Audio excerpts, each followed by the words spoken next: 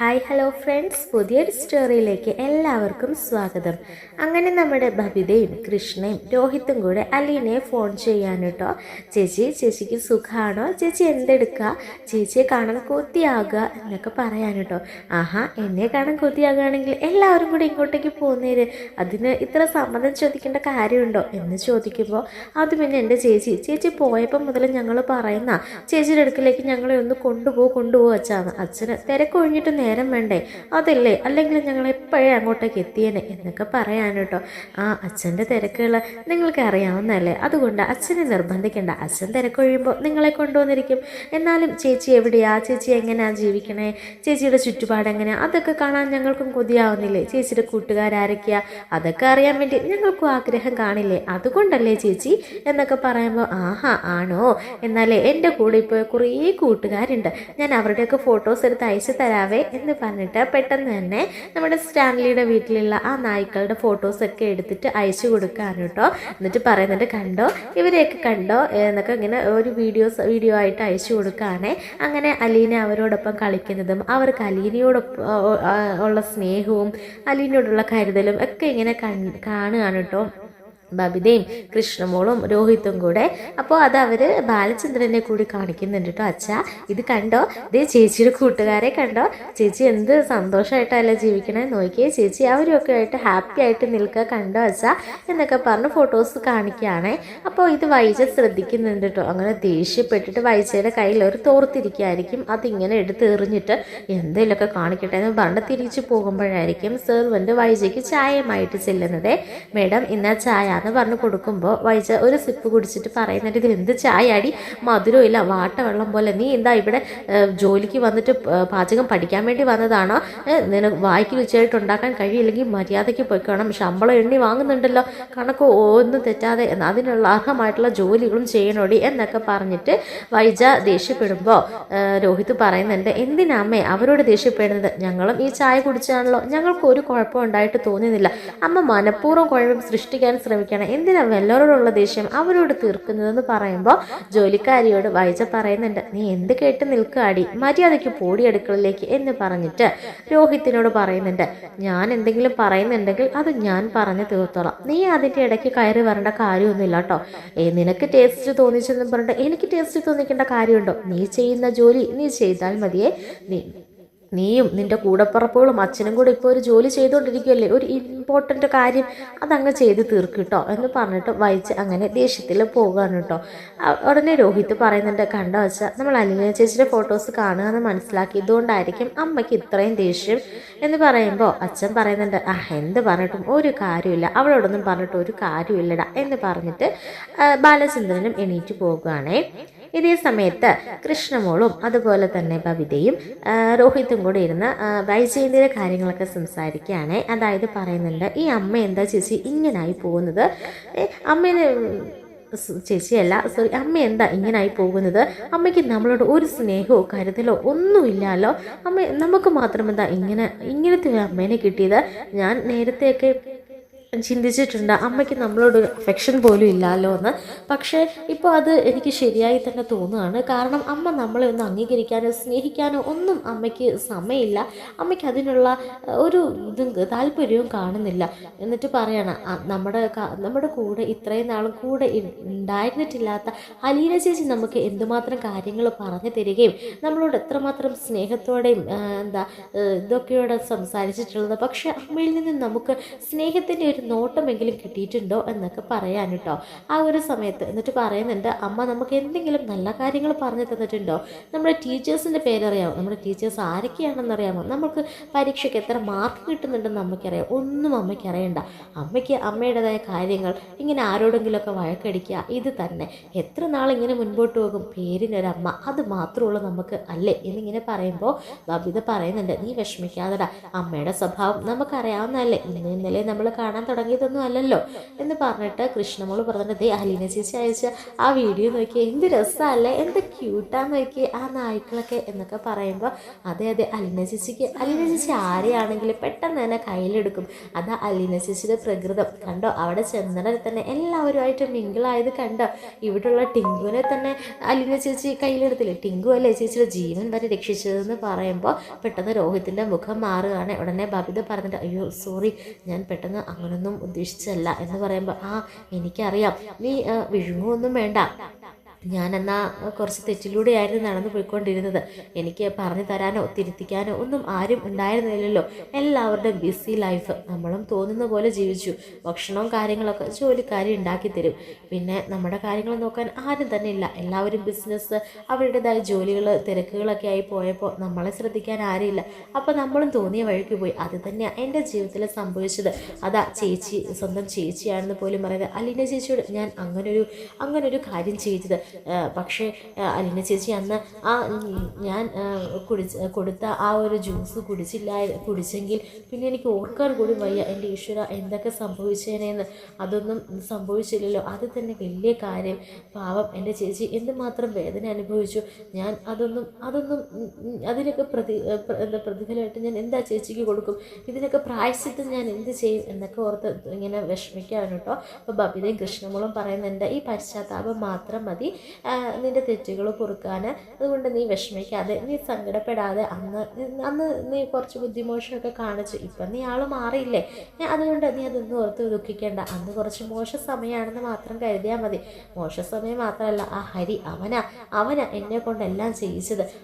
അലീന ചേച്ചി ആണെങ്കിൽ അവൻ്റെ വീട്ടിൽ വന്ന് നിന്ന് മുതൽ പല ആംഗിളിലും അവൻ ഫോട്ടോസ് എടുത്ത് അയച്ചു തന്നിട്ട് എന്നോട് ഓരോ കാര്യങ്ങൾ പറയായിരുന്നു. അതൊക്കെ കേട്ടിട്ടാണ് ഞാനും ഓരോന്നൊക്കെ ചെയ്തു കൂട്ടിയതും എല്ലാം. അവൻ്റെ പിന്നാലെ പോയതോ എൻ്റെ ഭാവി തുലഞ്ഞത് എന്നൊക്കെ പറയാനുണ്ടോ. അതൊന്നും ഇനി പറഞ്ഞിട്ട് കാര്യമില്ല, നീ അതൊക്കെ വിട് എന്നൊക്കെ പറയാനിട്ടോ. പിന്നീട് കാണിക്കുന്നത് ഹലീനയാണെങ്കിൽ പിന്നീട് കാണിക്കുന്നത് അന്നേ ദിവസം രാത്രിയാണെങ്കിൽ നമ്മുടെ രേവതിക്കുട്ടി വിളിക്കാൻ കേട്ടോ. അപ്പോൾ ആ സമയത്ത് രോഹിത് ഇറങ്ങിയിട്ടുണ്ടായിരിക്കില്ല. രോഹിത് ഓരോ കാര്യങ്ങൾ ഇങ്ങനെ ഓർത്തുകൊണ്ടിരിക്കുകയായിരിക്കും കേട്ടോ. അലീനയോട് താൻ ചെയ്ത ക്രൂരതകളും അതുപോലെ തന്നെ വൈജയന്തിയുടെ സ്വഭാവം കാര്യങ്ങൾ അങ്ങനെ ഓരോ കാര്യങ്ങൾ ഇങ്ങനെ ഓർത്തുകൊണ്ടിരിക്കുന്ന സമയത്തായിരിക്കും രേവതിക്കുട്ടിയുടെ ഫോൺ കോൾ വരുന്നത്. അപ്പോൾ രേവതിക്കുട്ടി വിളിക്കുന്നത് കേൾക്കുമ്പോൾ രോഹിത്തിനൊരു സന്തോഷമൊക്കെ തോന്നുകയാണ് കേട്ടോ. അങ്ങനെ പെട്ടെന്ന് രേവതിക്കുട്ടി ഒന്ന് വിളിക്കുമ്പോൾ എന്താ മരപ്പെട്ടി, ഒന്നുമില്ലടി മരംകുത്തി, നീ ഉറങ്ങിയില്ലായിരുന്നോ, നീ എന്താ ഈ രാത്രിക്ക് വിളിച്ചത്? ഒന്നുമില്ല, ചുമ്മാ ജസ്റ്റ് ഇപ്പോൾ ഓർത്തപ്പം ഒന്ന് വിളിച്ചു എന്നേ ഉള്ളൂ, ഉറങ്ങിയൊന്നുമില്ല, ഉറങ്ങാനൊന്നും സമയമില്ല. അല്ല നിനക്ക് പഠിക്കാനൊന്നും ഇല്ലായിരുന്നോ? പിന്നെ ഒരുപാടുണ്ടായിരുന്നു, ഒരു കുന്ന്. എല്ലാം പഠിച്ചു കഴിഞ്ഞിട്ട് ഇപ്പോഴാണ് ഒന്ന് നടു നിർക്കാൻ വന്നത്. എന്താ പിന്നെ രോഹിത്തിനെ വിളിച്ചേക്കാന്ന് കരുതിയിട്ടാണ് ഞാൻ വിളിച്ചത്. എന്തേ ഉറങ്ങിയായിരുന്നോ? ഉറങ്ങിയില്ല, ഞാൻ ജസ്റ്റ് ചുമ്മാ ഒന്ന് കിടക്കായിരുന്നു. അല്ല അലീന ചേച്ചി വിളിച്ചു? വിളിച്ചിരുന്നു, രാവിലെ വിളിച്ചിട്ട് കുറച്ച് വീഡിയോസും ഫോട്ടോസൊക്കെ അയച്ചു തന്നായിരുന്നു. എന്തേ? അല്ല ഞാനും വിളിച്ചിരുന്നു, പക്ഷേ ഒന്ന് ഗ്ലൂമി ആയിട്ടാണ് സംസാരിച്ചത്, എന്തോ ഒരു വാട്ടം ഉള്ളതുപോലെ. അതാ ഇനി ചേച്ചിക്ക് എന്തെങ്കിലും പ്രശ്നമുണ്ടോ, നിങ്ങളോട് എന്തെങ്കിലും പറഞ്ഞോ എന്നറിയാൻ വേണ്ടിയിട്ടാണ് ഞാൻ വിളിച്ചത്. ഒന്നും പറഞ്ഞില്ല. അല്ല ചേച്ചി രാവിലെ വിളിച്ചപ്പോൾ നല്ല ഹാപ്പി ആയിരുന്നു, പിന്നെ കുറച്ച് ഫോട്ടോസ് വീഡിയോസ് അവിടത്തേക്ക് അയച്ചു തന്നു, അതിലൊക്കെ ചേച്ചി ഹാപ്പി ആയിട്ടാണ് തോന്നിയത്. എന്താ രേവതിക്കുട്ടി എന്തെങ്കിലും പ്രശ്നമുണ്ടോ? ഒന്നുമില്ല, എനിക്കിനി തോന്നിയതാണോ എന്നറിയില്ല എന്ന് പറയുമ്പോൾ ഞാൻ ഒന്ന് ഭയന്നു. ഇവിടെയും പ്രശ്നങ്ങൾ, ഇനി ചെന്നിടത്തും പ്രശ്നങ്ങളാണോ എന്നോർത്ത് ആ ചേച്ചിക്ക് സമാധാനം ഇല്ലേന്ന് ഓർത്തിട്ട് പെട്ടെന്ന് എനിക്കങ്ങ് ടെൻഷനായിപ്പോയി. കുഴപ്പമൊന്നും ഇല്ലായിരിക്കും, ഇപ്പോൾ ചേച്ചിയുടെ അച്ഛനും മുത്തശ്ശനും ഒക്കെ അംഗീകരിച്ചല്ലോ, അതുകൊണ്ട് ചേച്ചിക്ക് സമാധാനം ഉണ്ടായിരിക്കും. എന്നാലും അവിടെ കുറച്ച് വേലക്കാരികളും പിന്നെ റീത്താമയൊക്കെ ഇല്ലേ, അത് ഓർക്കുമ്പോഴാണ് ഒരു ഭയം എന്ന് പറയുമ്പോൾ രോഹിത് പറയുന്നുണ്ട് അതൊക്കെ വഴിയെ ശരിയായിക്കോളും, പെട്ടെന്നൊരു സുപ്രഭാതത്തിൽ വന്ന് കയറിയതില്ലേ, അതുകൊണ്ട് അതിൻ്റെ നീരസം എല്ലാവർക്കും കാണുമെന്ന് കൂട്ടിക്കോ, അതൊക്കെ ശരിയാകുന്നേ. രേവതിക്കുട്ടി അതൊന്നും ഓർത്ത് ടെൻഷൻ ആകണ്ട എന്നൊക്കെ പറയാനിട്ടോ. അല്ല രേവതിക്കുട്ടിക്ക് ഇത് കഴിഞ്ഞ് എന്താ പ്ലാൻ? ഏത് കഴിഞ്ഞ്? അല്ല ഈ ഡിഗ്രി കഴിഞ്ഞ്? അത് പിന്നെ ഫസ്റ്റ് ഇയർ ആയതല്ലേ ഉള്ളൂ, ഡിഗ്രി കഴിഞ്ഞതിന് ശേഷം PG ചെയ്യണം, എന്തെങ്കിലും ഒരു ജോലി മേടിക്കണം, അതൊക്കെയാണ് ആഗ്രഹങ്ങൾ. പിന്നെ വിവാഹം കഴിക്കണം. ഇപ്പോഴേ വിവാഹം കഴിക്കണം? ഇപ്പോഴല്ല, ഡിഗ്രിയൊക്കെ കഴിഞ്ഞിട്ട്. അപ്പോൾ ഇപ്പോഴേ വിവാഹത്തെക്കുറിച്ച് ചിന്തിച്ചോ? പിന്നെ എനിക്ക് 10-20 വയസ്സായില്ലേ, അപ്പം പിന്നെ വിവാഹത്തെക്കുറിച്ച് ചിന്തിക്കാതെ പിന്നെ ഓഹോ അപ്പം അങ്ങനെയാണല്ലേ. ഇപ്പോൾ എനിക്കൊരു ജോലി കിട്ടുകയാണെങ്കിൽ ഹസ്ബൻഡിന് ജോലി ഇല്ലെങ്കിലും പുള്ളിക്കാരനെ നോക്കാമല്ലോ. അപ്പോൾ ജോലി ഇല്ലാത്ത ആളെയാണ് കിട്ടാൻ പോകുന്നത്. അങ്ങനല്ല, ഇനി ജോലി ഇല്ലെങ്കിലോ? അപ്പോൾ അതൊക്കെ ഒരു മുൻകരുതലോടുകൂടി വേണ്ടേ നമ്മൾ ഒരു ഫാമിലിയിലേക്ക് ചെന്ന് കയറാൻ എന്നൊക്കെ പറയാനുണ്ട്. അപ്പോൾ ആ ലിസ്റ്റിൽ ഞാനുണ്ടോ എന്ന് ചോദിക്കും. എന്താ? അല്ല, ആ ലിസ്റ്റിൽ ഞാനുണ്ടോ? വെറുതെ ഒരു തമാശയ്ക്ക്. അപ്പോൾ രേവതിക്കുട്ടി ഒന്നും മിണ്ടുന്നില്ലേ. പെട്ടെന്ന് രോഹിത്തിനും ഒന്ന് ചമ്മലായിപ്പോയിട്ടോ. അങ്ങനെ രോഹിത് വിഷയം മാറ്റുകയാണ്. അങ്ങനെ രോഹിത് പെട്ടെന്ന് അല്ല രേവതിക്കുട്ടി, ഞാൻ തന്നോട് ഒരു കാര്യം ചോദിക്കണം നിർത്തിയിരിക്കുകയായിരുന്നു. എന്താ? അല്ല, ഈ ഗ്രേസാമ്മയുടെയും മാമച്ചൻ്റെയും കാര്യം തന്നെ. താൻ എത്ര ലക്കിയാടോ. താൻ എങ്ങനെ ജീവിച്ച ആളാ. പക്ഷേ ഇപ്പോൾ തനിക്ക് സ്വന്തം ഒരു അച്ഛനും അമ്മയും പോലെയല്ല അവർ. വെറും ഒരു ഹോം നേഴ്സായിട്ടല്ലേ താൻ അവിടേക്ക് കയറി ചെന്നത്. പക്ഷേ തന്നെ അവർ പഠിപ്പിക്കാൻ വിടുന്നു. ഇപ്പോൾ താൻ അവരുടെ എല്ലാമായി മാറിയില്ലേ എന്നൊക്കെ പറയുമ്പോൾ അതൊക്കെ എൻ്റെ ഒരു ഭാഗ്യമാണ്. എന്തു പറയാൻ, ഞാനും ഇങ്ങനൊരു ലൈഫ് ഒരിക്കലും ആഗ്രഹിച്ചില്ല. ആ വീട്ടിലേക്ക് കയറി ചെന്നപ്പോൾ ശരിക്കും ഒരു ഹോം നേഴ്സിൻ്റെ ഒരു രീതിയിലാണ് ഞാനും കയറി ചെന്നത്. പക്ഷെ പോകെ ഞാൻ അവിടുത്തെ എല്ലാമായി മാറി. അവരുടെ മകളെന്ന് തന്നെ പറയാൻ, അവളുടെ മകളായിട്ട് തന്നെ മാറി. ഇതൊക്കെ എന്തോ ദൈവഭാഗ്യം. എൻ്റെ ഈശ്വരൻ എന്നെ കൈവിട്ടിട്ടില്ല. പിന്നെ എൻ്റെ മമ്മിയുടെ പ്രാർത്ഥനയും അത് മാത്രമേ ഉള്ളൂ എന്നൊക്കെ പറയാനേട്ടോ. അങ്ങനെ ഓരോന്ന് സംസാരിച്ചുകൊണ്ടിരിക്കുന്ന സമയത്ത് പിന്നെയും രേവതിക്കുട്ടി ചോദിക്കുന്നുണ്ട്, അല്ല രോഹിത്തേട്ടൻ്റെ പ്ലാൻ എന്താ? രോഹിത്തേട്ടനോ? അല്ല, രോഹിത്തിൻ്റെ പ്ലാൻ എന്താ? എന്ത് പ്ലാൻ? അല്ല, ഡിഗ്രിയൊക്കെ കഴിഞ്ഞിട്ട് താൻ പറഞ്ഞ പോലെ ഒരു ജോലി മേടിക്കണം. പിന്നെ ജോലി ഇല്ലെങ്കിലും കുഴപ്പമില്ല, എന്നെ കെട്ടാൻ വരുന്ന പെണ്ണിന് ജോലി ഉണ്ടെങ്കിൽ പുള്ളിക്കാരി എൻ്റെ കാര്യങ്ങൾ കൂടെ നോക്കിക്കൊള്ളുമല്ലോ അല്ലേ രേവതിക്കുട്ടി? അതെന്താ അങ്ങനെ പറഞ്ഞത്? അല്ല, അങ്ങനെ പറഞ്ഞതേ ഉള്ളൂ എന്ന് പറഞ്ഞിട്ട് പെട്ടെന്ന് രോഹിത് ഫോൺ കട്ട് ചെയ്യുകയാണേ. അതോടുകൂടി തന്നെ രണ്ടുപേർക്കും മനസ്സിലായി പരസ്പരം രണ്ടുപേർക്കും അങ്ങോട്ടും ഇങ്ങോട്ടും ചെറിയൊരു ഇഷ്ടമൊക്കെ ഉണ്ടെന്ന് മനസ്സിലാക്കുകയാണ് കേട്ടോ രണ്ടുപേരും. അങ്ങനെ പറയാതെ പറയുകയാണ് കേട്ടോ. അങ്ങനെ രേവതിക്കുട്ടിയാണെങ്കിലും ഫോൺ വെച്ചതിന് ശേഷം രോഹിത്തിൻ്റെ ഓരോ കാര്യങ്ങളൊക്കെ ഇങ്ങനെ ഓർത്തുകൊണ്ടിരിക്കുകയാണ്. ആ താക്കോല് കൊടുക്കുന്ന രംഗങ്ങളും അങ്ങനെ എല്ലാം ഇങ്ങനെ ചിന്തിച്ചുകൊണ്ടിരിക്കുകയായിരിക്കും കേട്ടോ. രോഹിത്താണെങ്കിൽ കൂടി ചിന്നിക്കുട്ടിയും ഒത്തുള്ള രേവതിക്കുട്ടിയുടെ ഓരോരോ സന്ദർഭങ്ങൾ ഇങ്ങനെ ചിന്തിക്കാൻ കേട്ടോ. അങ്ങനെ ഫോൺ എടുത്ത് രേവതിക്കുട്ടിയുടെ കുറച്ച് സ്റ്റിൽസ് അതിലുണ്ടാവും, അതും കൂടി ഇങ്ങനെ നോക്കാൻ കേട്ടോ. അങ്ങനെ രേവതിക്കുട്ടിയെ ഇങ്ങനെ നെഞ്ചോട് ചേർത്ത് വെച്ചിട്ട് ഒരു ചെറു പുഞ്ചിരിയോടെ കിടന്നിറങ്ങുന്ന രോഹിത്തിനെയാണ് കേട്ടോ കാണിക്കുന്നത്. അങ്ങനെ പിന്നീട് കാണിക്കുന്നത് കൃഷ്ണമോളുമായിട്ട് നമ്മുടെ അലീന ചാറ്റ് ചെയ്യുമ്പോൾ കൃഷ്ണമോള് പറയുന്നുണ്ട്, ചേച്ചിയുടെ വീട് എന്തോരുണ്ട്, പിന്നെ അവിടെ എത്ര ജോലിക്കാരുണ്ട്, അല്ല വീടിൻ്റെ മുറ്റത്ത് നിറയെ ചെടികളൊക്കെ ഉണ്ടോ, അങ്ങനെ ഓരോരോ കാര്യങ്ങൾ ഇങ്ങനെ കുത്തി ചോദിക്കുമ്പോൾ അലീന പറയുന്നുണ്ട്, ഞാനൊരു സ്കെച്ച് തന്നെ നിനക്ക് അയച്ചു തരാം, ഇത്രയും ചോദ്യങ്ങളൊന്നും ചോദിക്കണ്ട, നീ വെയിറ്റ് ചെയ്യ്, ഇപ്പോൾ വീഡിയോ കോൾ വിളിക്കാൻ പറ്റില്ല, ഞാൻ നിനക്ക് ഇതെല്ലാം ഒരു വീഡിയോ ആയിട്ട് എടുത്ത് കാണിക്കാം, അപ്പം നിനക്ക് സമാധാനമാകുമല്ലോ എന്ന് പറഞ്ഞിട്ട് ഒരു വീഡിയോ ആയിട്ട് എടുക്കാനോട്ടോ അലീന. അങ്ങനെ വീടിൻ്റെ മുറ്റം മുതൽ വീടിനുള്ളും പരിസരവും ഒക്കെ തന്നെ ഒരു വീഡിയോ ആയിട്ട് എടുക്കാനോട്ടോ. അങ്ങനെ ആ വീഡിയോ എടുത്ത് അയച്ചു കൊടുക്കുകയാണ്. അപ്പോൾ പെട്ടെന്ന് കൃഷ്ണമോള് പറയുന്നുണ്ട് എൻ്റെ ഫോണിൽ ഇപ്പോൾ ചാർജ് തീരും, അതുകൊണ്ട് രോഹിതൻ്റെ ഫോണിലേക്ക് അയച്ചാൽ മതി എന്ന് പറയാണ്. അങ്ങനെ രോഹിത്താണെങ്കിൽ ഫോണിലേക്ക് അലീനയുടെ മെസ്സേജ് വരുമ്പോൾ കൃഷ്ണയോട് പറയുന്നുണ്ട്, അലീന ചേച്ചി കുറേ വീഡിയോസ് അയച്ചിട്ടുണ്ടല്ലോ എന്നിങ്ങനെ രോഹിത്ത് ഉറക്കെ പറയുന്നത് വൈജയന്തി കേൾക്കുകയാണേ. അപ്പോൾ രോഹിത്ത് എന്നിട്ട് ആ ഫോൺ അവിടെ തന്നെ വെച്ചിട്ട് കുളിക്കാൻ വേണ്ടി പോകുന്നുണ്ട് കേട്ടോ. ഈ സമയത്ത് പെട്ടെന്ന് വൈജയന്തി വന്നിട്ട് രോഹിത്തിൻ്റെ ഫോൺ എടുത്ത് നോക്കാൻ കേട്ടോ. എന്നിട്ട് ആ ഫോട്ടോസും വീഡിയോസും ഒക്കെ വൈജയന്തി ആണെങ്കിൽ തൻ്റെ ഫോണിലേക്ക് കോപ്പി ചെയ്യുകയാണേ. എന്നിട്ട് പെട്ടെന്ന് തന്നെ ഒന്നും അറിയാത്ത ഭാവത്തിൽ അങ്ങനെ വൈജയന്തി പോകാൻ കേട്ടോ. പിന്നീട് കാണിക്കുന്നത് വൈജയന്തി ആണെങ്കിൽ ആ ഫോട്ടോസൊക്കെ ആ വീഡിയോസും ഒക്കെ ഇങ്ങനെ നോക്കുമ്പോൾ അലീനയാണെങ്കിൽ അലീനയ്ക്ക് കൊടുത്ത റൂമും അതുപോലെ തന്നെ അലീനയുടെ ആ ഭക്ഷണം അങ്ങനെ എല്ലാം ഇങ്ങനെ നോക്കാൻ കേട്ടോ. നോക്കുമ്പോൾ എല്ലാം നല്ല രാജകീയമായ കാര്യങ്ങളാണ്. അതായത് ഒരിക്കലും ഒരു വേലക്കാരിക്ക് കൊടുക്കേണ്ട പരിഗണനയോ അല്ലെങ്കിൽ ഒന്നുമല്ല അലീനയ്ക്ക് ലഭിക്കുന്നതെന്ന് മനസ്സിലാകുകയാണ് കേട്ടോ. ഇതേ സമയത്തായിരിക്കും മറ്റൊരു ഫോട്ടോയിൽ അലീനയുടെ പിന്നിൽ ഒരു തോക്കും അതുപോലെ തന്നെ തോക്കിനോടൊപ്പം സ്റ്റാൻലിയുടെ ഒരു പഴയ ഒരു ഫോട്ടോയും കൂടെ അതിൽ ഇരിക്കണ കാണുന്നത്. അങ്ങനെ അത് കണ്ട് ഉടനെ തന്നെ വൈജയന്തി ഞെട്ടിപ്പോകുകയാണ് കേട്ടോ. പെട്ടെന്ന് തന്നെ വൈജയന്തി ആണെങ്കിൽ ഏട്ടനെ വിളിക്കുകയാണ്, ഗംഗാധരനെ. അങ്ങനെ ഗംഗാധരനെ വിളിച്ചിട്ട് ഏട്ടാ ഞാനൊരു ഫോട്ടോ അയച്ചിട്ടുണ്ട്, പെട്ടെന്നൊന്ന് നോക്കിയെന്ന് പറയാണ്. അങ്ങനെ ആ ഫോട്ടോ എടുത്ത് നോക്കുമ്പോൾ നമ്മുടെ അലീനയുടെ കുറേ ഫോട്ടോസ് ആയിരിക്കും. ഇതെന്താടി നീ അലീനയുടെ ഫോട്ടോസൊക്കെ അയച്ചെന്നിരിക്കുന്നത്? അലീനയുടെ ഫോട്ടോസ് അല്ല, ഞാൻ ലാസ്റ്റ് അയച്ചേക്കുന്ന ഫോട്ടോസിൽ ചുമരിൽ കണ്ടോ അത് സ്റ്റാൻലിയുടെ ഫോട്ടോയാ, അതെങ്ങനെ സംഭവിച്ചു എന്ന് പറയുമ്പോൾ സ്റ്റാൻലിയോ നിനക്ക് എന്താ, ഞാനൊന്ന് നോക്കട്ടെ എന്ന് പറഞ്ഞാൽ പെട്ടെന്ന് ആ ഫോട്ടോ എടുത്ത് ഗംഗാധരനെ നോക്കുമ്പോൾ അത് സ്റ്റാൻലി തന്നെയായിരിക്കും. പെട്ടെന്ന് ഗംഗാധരൻ ഈ കാര്യങ്ങളൊക്കെ ഇവൾ അറിഞ്ഞാൽ എല്ലാം തകിടം മറിയുമല്ലോ, എല്ലാം കൈവിട്ടു പോകുമല്ലോ, എന്താ ചെയ്യുക എന്നാലോചിച്ചിട്ട് പെട്ടെന്ന് തന്നെ വൈജയന്തിയെ തിരിച്ച് വിളിക്കാനുണ്ടോ.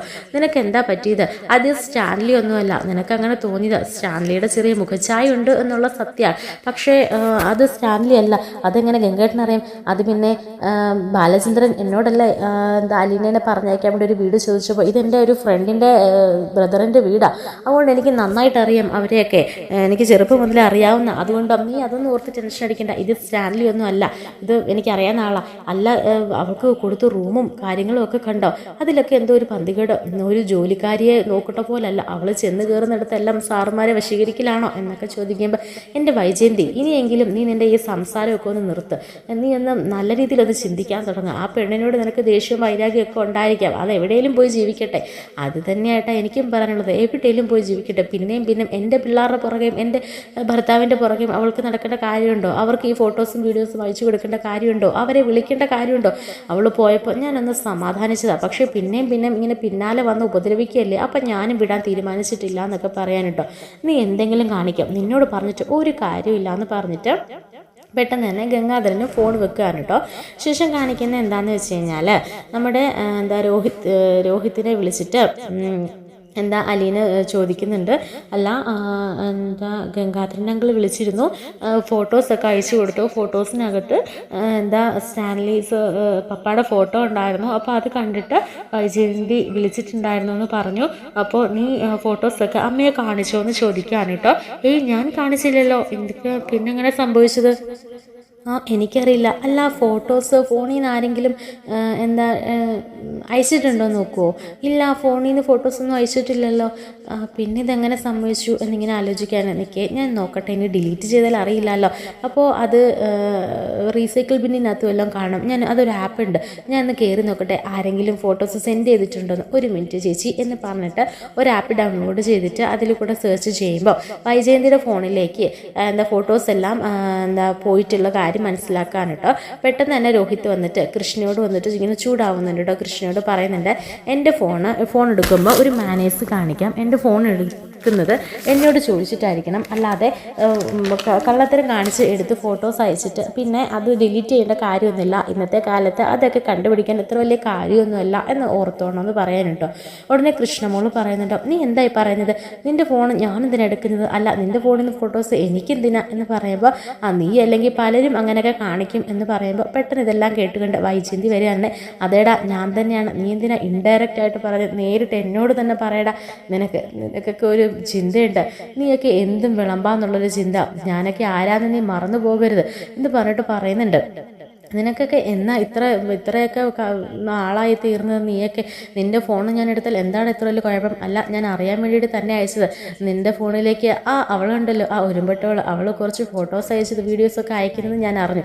അതുകൊണ്ട് തന്നെയാണ് ഞാനാണെങ്കിൽ ആ വീഡിയോസ് എടുത്തു നോക്കാൻ നിന്നത്. എന്ത് തരം വീഡിയോസ് അയച്ചു തരുന്നത് എനിക്കും ഒന്ന് കാണണമല്ലോ എന്ന് പറയുമ്പോൾ അമ്മയുടെ മനസ്സിൽ ഇതും ഇങ്ങനത്തെ ദുഷ്ടചിന്തകൾ മാത്രമുള്ള അമ്മേ. ഞാൻ ഒരു സഹോദരിയെ പോലെയാണ് ഞാൻ പെരുമാറുന്നത്, അല്ലാതെ മറ്റൊരർത്ഥത്തിലല്ല. അമ്മയ്ക്ക് എന്താ ഇങ്ങനത്തെ ചിന്തകൾ മാത്രം വരുന്നത്? പിന്നെ വേലക്കാരിയായിട്ട് വന്നവളെ സഹോദരിയാക്കുന്നത്. എന്നാൽ ഈ ലോകത്തുള്ള എല്ലാ വേലക്കാരികളും എന്നിട്ട് സഹോദരികളായിരിക്കുമല്ലോ. കൊച്ചി തൊലിവെളുപ്പുള്ള വേലക്കാരിയെ തന്നെ ഏതായാലും ഇങ്ങോട്ട് കൊണ്ടുവന്നത് നന്നായി. അതുകൊണ്ട് ഈ കുടുംബം തന്നെ കുട്ടിച്ചോറായിപ്പോയി എന്ന് പറഞ്ഞിട്ട് വൈജയന്തി അങ്ങനെ പോകാൻ കേട്ടോ. ഇതെല്ലാം കേട്ടിട്ട് ദേഷ്യം വന്ന് രോഹിത്തും അവിടെ ഇരിക്കുന്നത് കാണിക്കുന്നുണ്ട് കേട്ടോ.